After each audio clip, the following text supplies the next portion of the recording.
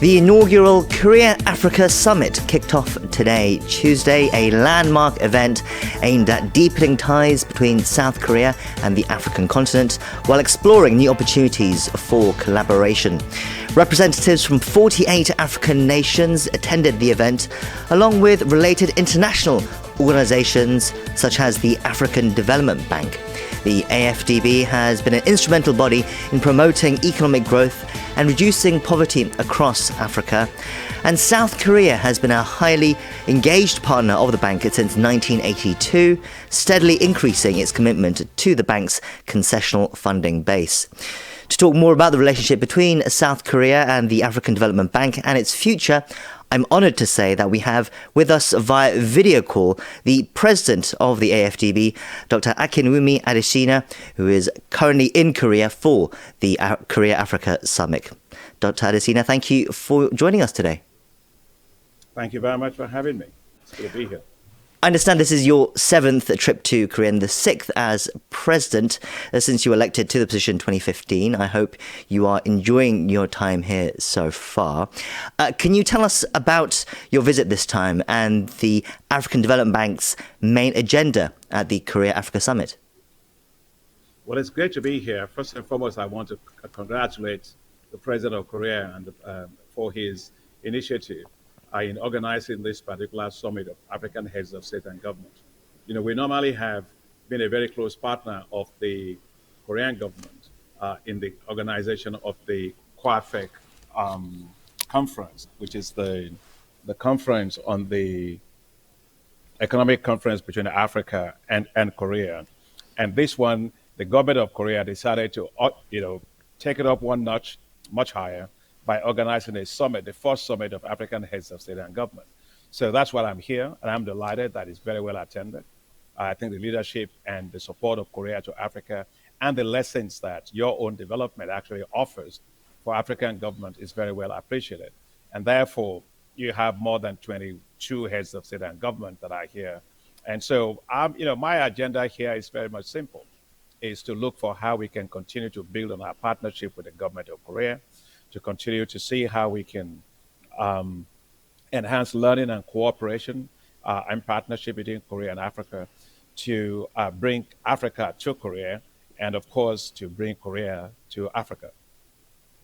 Yes, I'm sure there'll be much to explore for South Korea and the African nations as well as the AfDB. Can you tell us a bit about the relationship between South Korea and the bank? I understand that South Korea joined the African Development Fund in 1980 and then the African Development Bank in 1982. So the relationship has endured for more than 40 years now. How has it evolved over the years? Well, extremely well. It has evolved extremely well over the years. Korea is a strong supporter of the African Development Bank. As you rightly said, it's been a long-time supporter of the bank. If you take a look at the total contribution of Korea to the bank, both in terms of the bank itself, but also the African Development Fund, which is a concessional financing window of the bank, as well as the Korea Trust Fund, which we have within the bank.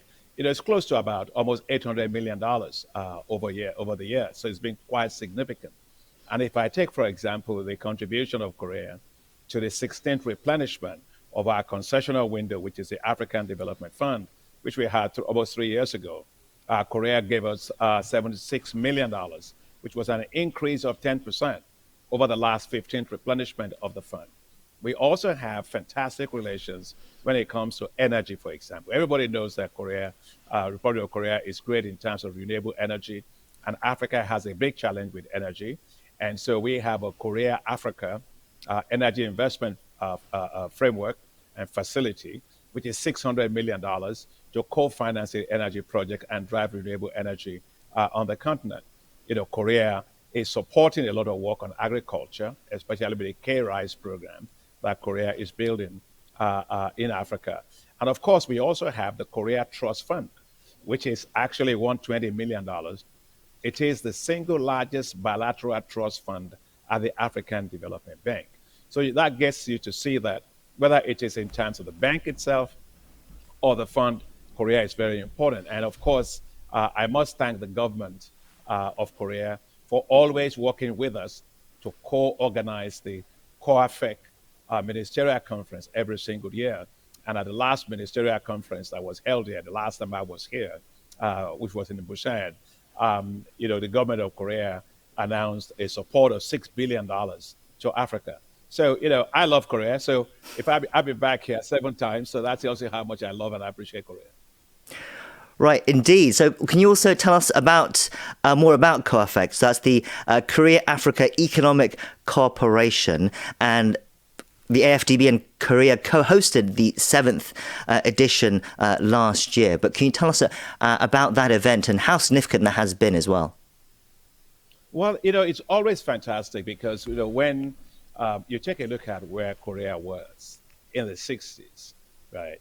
And the miracle of the Honan River is one that actually constantly inspires everybody. How does a country that was actually on its knees got up, took itself by the bootstraps, and became today one of the largest economies in the world, both in terms of investing in education, investing in health, investing in agriculture, investing in technology, and also a massive amount of infrastructure. I mean, take a look at Korea. I always say to people, Korea doesn't have any steel, but it's the largest builder of ships in the world.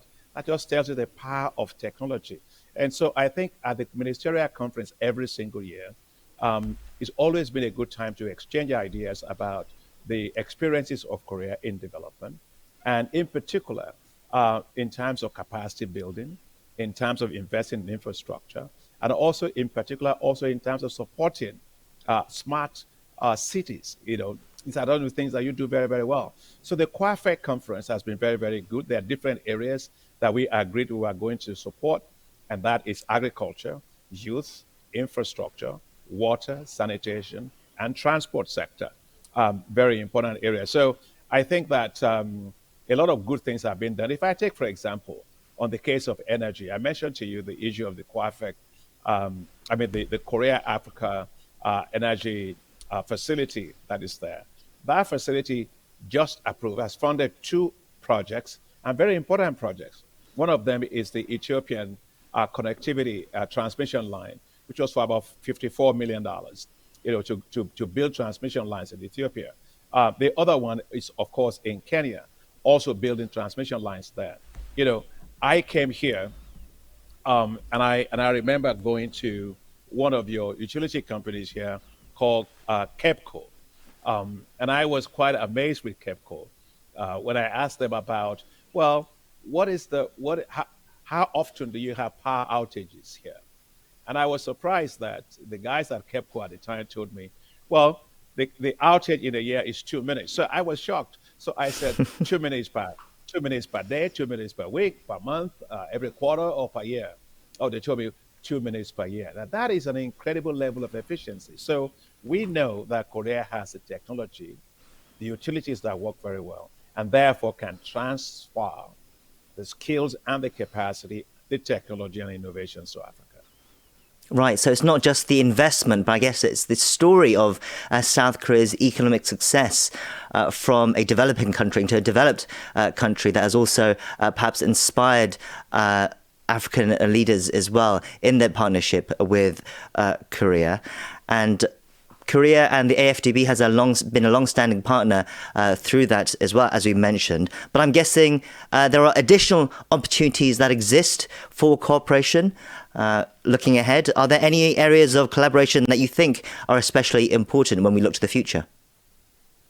Well, the critical thing as we look to the future in terms of cooperation is we live in an era in which we have global inflation, and therefore our ability to produce more food is critical.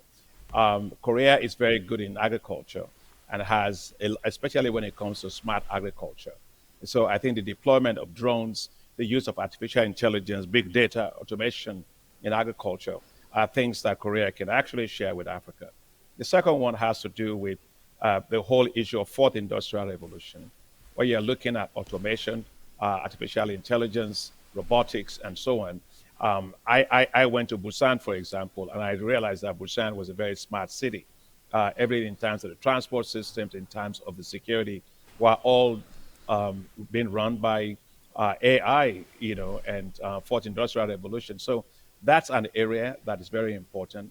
The other area, of course, is industrial manufacturing, that Korea can do a lot. Korea is also very good when it comes to pharmaceuticals and health.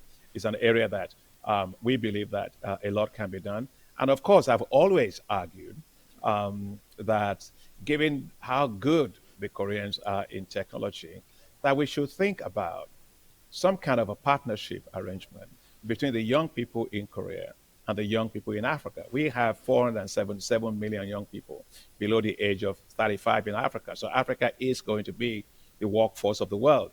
And they are very well skilled, and many of them are moving into fintech areas and so on. So what I want to see, I would really like to see, is a partnership agreement in which we call it, let me say, almost like a tech core. You know, the United States used to run the Peace Corps, but this one is a tech core, which brings the entrepreneurs, digital entrepreneurs in Korea, together with digital entrepreneurs in Africa, and puts private equity funds around them to be able to exchange ideas, to be able to share innovations, and then to be able to have joint private equity funds that will invest in those businesses. Look, the young people are the ones that are going to grow the world. And I want to make sure that the young Koreans are developing that world, that digital world, with African partners. So, you know, I'm still very big on making sure that we have a Korea-Africa tech core. Right, so some interesting ideas for the future of relationship between Korea and Africa. We've already seen a very active partnership between Korea and the AfDB for the past 4 decades, but perhaps for the next 40 years as well. I'm imagining that you'd want the partnership to continue and for it to flourish as well. You're at the Korea-Africa Summit today. You're actually joining us from there. What did you make of it? You said you were very happy to see it. What do you hope and expect to come out of this summit as well now? How do you want to see partnerships develop, and how important are summits like this? Well, I think the president of Korea's statement to the group was very, very exciting. I think it was one in which he showed appreciation for the role that African countries played during the war, the Korean War. And it showed appreciation for the fact that we share a common bond for shared prosperity, growth, and sustainability. And one of the things that he announced was a $10 billion support to Africa by 2030 in terms of official development assistance. And secondly, he also announced there'll be a $14 billion support for export finance in terms of trade finance, to be able to support Korean companies to be based in Africa. Yes, you see, Africa is the place to be. Africa is very important. You know, Korea wants to be the pivotal state globally, but Africa is the pivotal continent globally, both in terms of the population that it has, in terms of its youth that's massive, in terms of, 65% of all the cultivated arable land in the world is in Africa. So what Africa does with agriculture will determine the future of food in the world. And also, we were talking about the whole issue of the just energy transition and the need to also have manufacturing of electric vehicles. Well, the platinum, the lithium, the cobalt, the manganese, the graphite, everything you need for that is actually in Africa. So it's in Korea's interest to have a strategic long-term partnership with Africa that goes, in fact, even beyond aid, that goes into investment partnerships, especially in agriculture, in infrastructure, digital infrastructure, but also in the transformation of Africa's massive amount of natural resources, oil, minerals, metals, and gas. All of those things came out during the discussion. And one of the things that actually came up quite a lot in all of this is the importance of education. Look, this country became what it is just because of investing in human capital. So investing in human capital, exchanging, of personnel, of people, of students between between Korea and Africa can go a long way. At the end of the day, one of the things I guess everybody likes about Korea is that Korea does not interfere in the internal affairs of their countries, as the heads of state say.